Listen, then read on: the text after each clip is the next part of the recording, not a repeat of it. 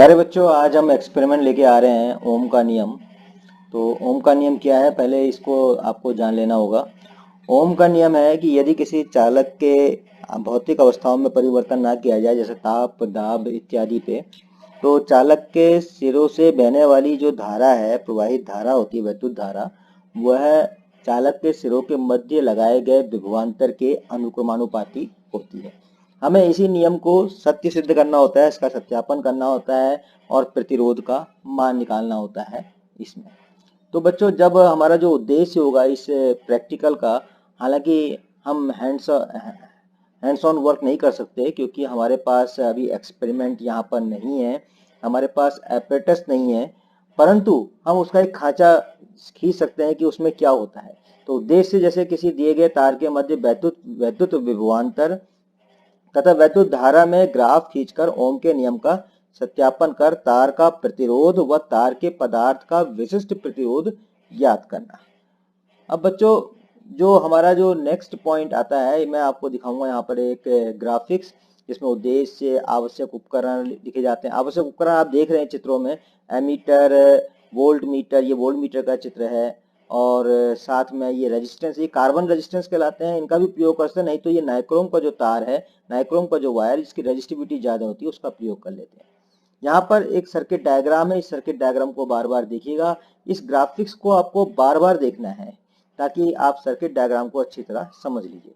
सिद्धांत में ओम का नियम लिखेंगे और साथ में फॉर्मूला लिखेंगे R equal to V upon I, और साथ में हम यहाँ पर रेजिस्टिविटी भी ज्ञात करते हैं। जो रेजिस्टिविटी के लिए जो फॉर्मूला होता है, रो बराबर rho is equal to R A upon L, जहाँ A क्या है, तार के अनुप्रस्थ परिच्छेद का क्षेत्रफल, जिसे स्क्रू गेज के माध्यम से ज्ञात करते हैं, और जो L है वो तार की लंबाई है।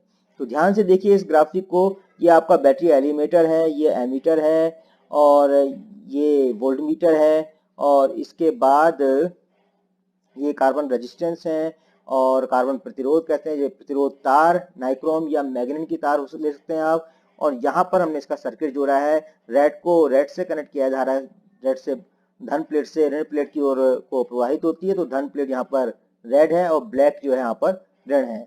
बैटरी एलिमेटर से हम वोल्टेज देते हैं, 2 वोल्ट, 3 वोल्ट, 4 वोल्ट, इस तरह से। और वोल्ट मीटर में हम विभवांतर को मेजर करते हैं, और एमीटर में हम धारा के मान को मेजर करते हैं। सर्किट को एक बार फिर से ध्यान से देखिएगा। यहाँ पर रेड को हमने रेड से कनेक्ट किया है, ब्लैक से फिर हमने वोल्ट मीटर के रेड में कनेक्ट किया है, और फिर ब्लैक को हमने बैटरी के ब्लैक से कनेक्ट किया, यानी ऋण प्लेट से कनेक्ट किया हुआ है, ऋण टर्मिनल से कनेक्ट किया हुआ है। दूसरी बात, एमीटर को सदैव श्रेणी क्रम में जोड़ा जाता है, सीरीज में जोड़ा जाता है। एमीटर का रेजिस्टेंस बहुत कम होता है। हम कहते हैं आदर्श एमीटर की बात, तो आदर्श एमीटर जो है शून्य होता है इसका प्रतिरोध। और वोल्ट मीटर को हमेशा जो है प्रतिरोध तार के पैरेलल में समांतर क्रम में जोड़ा जाता है, जिसके हमें विभवांतर मेजर करना होता है।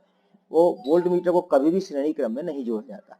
वोल्ट मीटर हमेशा ही जो है पैरेलल यानी समांतर क्रम में ही जोड़ा जाता है। ये हाई रेजिस्टेंस के होते हैं वोल्ट, अगर हम इनको श्रेणी क्रम में जोड़ेंगे तो ये धारा के प्रवाह को रोक देंगे, क्योंकि प्रतिरोध का काम ही यही होता है, धारा का विरोध करना, वैद्युत धारा का विरोध करना। यदि वैद्युत धारा के मान को कम करना है तो प्रतिरोध के मान को बढ़ाना होता है। प्रतिरोध का मान ज्यादा होगा तो धारा का मान कम होगा, प्रतिरोध का मान कम होगा तो धारा का मान ज्यादा होगा। ये कॉमन सी चीजें आपको हमेशा इस एक्सपेरिमेंट में ध्यान रखनी होती है।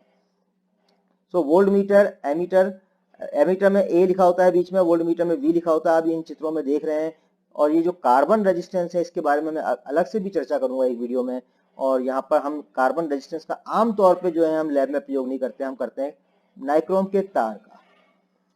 देख रहे होंगे आप, नाइक्रोम रेजिस्टेंस वायर जो है समांतर क्रम में लगाई गई है, दो टर्मिनल्स के बीच में, पॉजिटिव नेगेटिव, और पॉजिटिव नेगेटिव में ही जो है वोल्ट मीटर को भी जोड़ा गया। एक बार पुनः देखते हैं यहाँ पर, देखिए वोल्ट मीटर, ये रेजिस्टेंस वायर, कार्बन रेजिस्टेंस, और ये रेजिस्टेंस वायर, ये रेजिस्टेंस वायर जो गुच्छे के रूप में आपको दिख रही है।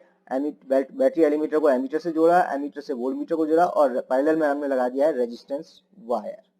पहले में एक ही पॉइंट से दोनों वोल्ट मीटर और रेजिस्टेंस लगे हुए हैं, ये समांतर क्रम में लगे हुए हैं। वोल्ट मीटर को कभी भी जो है श्रेणी क्रम में नहीं लगाना है, ना ही एमीटर को हमें समांतर क्रम में लगाना है। एमीटर को हमेशा श्रेणी क्रम में जोड़ना है, वोल्ट मीटर को हमेशा समांतर क्रम में जोड़ना है। वोल्ट मीटर का जो आदर्श प्रतिरोध होता है, आदर्श वोल्ट मीटर जो होता है, आदर्श वोल्ट मीटर का जो प्रतिरोध होता है वो अनंत होता है। हालांकि व्यावहारिकता में ना ही प्रतिरोध अनंत प्रतिरोध संभव है, ना ही शून्य प्रतिरोध संभव। ग्राफ देख रहे होंगे आप, जो एक्स एक्सिस और वाई एक्सिस के बीच में जो ग्राफ खींचा गया है, ग्राफिक्स को आप लगातार देखते रहिए जिससे आपको एपरेटस का पता चलता रहेगा। जो ग्राफ खींचा गया है और इसमें जो ग्राफ आया है हमारे पास वो देखेंगे आप, तो ग्राफ आया है स्ट्रेट लाइन, सीधी रेखा। अभी आप लेफ्ट साइड में देखिएगा ग्राफिक्स के, ये सर्किट बनाएंगे, सर्किट के लेफ्ट साइड में देखिएगा यहाँ पर एक ग्राफ बनाया गया, ग्राफ इसी रूप में आएगा, वी और आई के बीच में ग्राफ खींचेंगे और ये स्ट्रेट लाइन आता है। सारे बिंदु हमें सीधी रेखा में नहीं मिलते हैं क्योंकि कुछ ताप का प्रभाव कभी कभी पड़ जाता है, हम कुंजी बंद करना भूल जाते हैं, या हम कई प्रकार के जब ऑब्जर्वेशंस ले रहे होते हैं वो एकदम एक्यूरेट नहीं होते हैं, त्रुटियां होती हैं, तो इस कारण हमारे जो वैल्यूज हैं, जो आर का मान है उसमें वेरिएशन हो सकता है। परंतु जो मोस्टली जो ठीक ठीक जो रीडिंग होती है उनको सीधी मिला करके रेखा खींच दीजिए और ये जो वेरिएशन होता है ये बहुत कम होता है। तो हम प्रेक्षण तालिका देखेंगे, हम अगर हम ध्यान से अगर हम तालिका बनाएंगे तो सबसे पहला काम होगा अल्पतमांक ज्ञात करना। अल्पतमांक होता है लीस्ट काउंट, यानी छोटे से छोटे मान को की वैल्यू निकालना। यहाँ पर एमीटर है, 10 भागों में 10 एम्पियर तक का एमीटर है ये, और इसमें 2 एम्पियर में 10 खाने बने, छोटे छोटे खाने, तो एक छोटे खाने का मान जो है 2/10 यानी कि 0.2 एम्पियर। इसी प्रकार हम वोल्टमीटर का भी लीस्ट काउंट ज्ञात कर लेते हैं। जहां पर स्क्रू गेज की बात है, पेचमापी की बात है, मैंने कहा था कि क्षेत्रफल ज्ञात करने के लिए यहाँ पर एक स्थान पर जो है हमें तार का क्षेत्रफल भी ज्ञात करना पड़ेगा, हमें पेचमापी का भी प्रयोग करना पड़ेगा। तो पेचमापी का अल्पतमांक ज्ञात करने की विधि होती है, इसका अल्पतमांक होता है 0.001 सेंटीमीटर पेचमापी का, स्क्रू गेज का। उसको मैं एक अलग जो है वीडियो बना करके आपको प्रेषित करूंगा। हम प्रेक्षण तालिका देखते हैं। प्रेक्षण तालिका किस रूप में आती है, हम एक तरफ का कॉलम बनाएंगे V का विद्युत विभवांतर का, तो दूसरा कॉलम होगा विद्युत धारा का, इलेक्ट्रिक करंट का। इन किसे हम जो मान निकालेंगे वो सूत्र R बराबर V/I से निकालेंगे, R बराबर V/I से। एवरेज लेंगे क्योंकि हम कई रीडिंग लेंगे, कई रीडिंग लेने के बाद जो एवरेज होगा उसी को हम जो है अपना रिजल्ट मानते हैं। और विशिष्ट प्रतिरोध ज्ञात करने के लिए यानी स्पेसिफिक रेजिस्टेंस ज्ञात करने के लिए, जो कि किसी तार के पदार्थ की प्रकृति को बताता है, और कोई अलग अलग पदार्थों का विशिष्ट प्रतिरोध अलग अलग होता है, दिए गए ताप पर ताप का प्रभाव पड़ता है। इसलिए यहाँ पर जो है जब भी हम कोई ऑब्जर्वेशन नहीं ले रहे होते हैं तो हम कुंजी को बंद कर देते हैं या हम स्विच ऑफ कर देते हैं। तो हमारा ये फॉर्मूला है रो बराबर RA/L, जहाँ पर A है क्षेत्रफल, तार के अनुप्रस्थ परिच्छेद का क्षेत्रफल, जिसे हम स्क्रू गेज से ज्ञात करेंगे, जिसे हम पेचमापी से ज्ञात करेंगे, L लंबाई लेंगे। इसके अलावा ग्राफ के माध्यम से भी जो है हम प्रतिरोध ज्ञात करते हैं, डेल्टा V निकाल के, डेल्टा I निकाल के, दो बिंदुओं के बीच में डेल्टा V/डेल्टा I कैलकुलेट करते हैं, और वो प्रतिरोध ग्राफ के माध्यम से लिया गया प्रतिरोध और गणना के माध्यम से लिया गया प्रतिरोध अगर सही आता है या उसमें कोई डिफरेंस होता है तो हम उसको त्रुटि मान के चलते हैं। इस प्रकार कुछ सावधानियां भी हमें लेनी पड़ती हैं।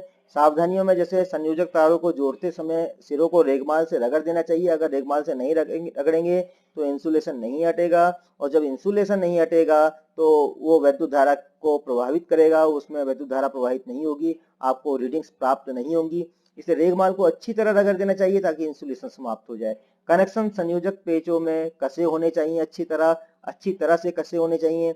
और जब प्रेक्षण लेते समय कोई लिखित कार्य कर रहे हो, प्रेक्षण लेने के पश्चात कोई लिखित कार्य कर रहे हो तो कुंजी को बंद कर देना चाहिए। यदि बैटरी एलिमेटर का प्रयोग किया जा रहा है तो स्विच ऑफ कर दें, अन्यथा ताप के बढ़ने से प्रतिरोध का मान भी बढ़ जाएगा, जो कि आपको थ्योरेटिकल भाग में बताया गया है कि resistance depend upon temperature, how it does depend, कैसे डिपेंड करता है ये भी आपको समझाया गया है। और औसत मान निकालिए, अधिक से अधिक प्रेक्षण लीजिए और औसत मान को ही अपना परिणाम मानिए।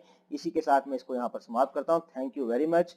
और प्रयोगों के साथ हम जल्द ही आएंगे। सब्सक्राइब करना मत भूलिएगा चैनल को। धन्यवाद।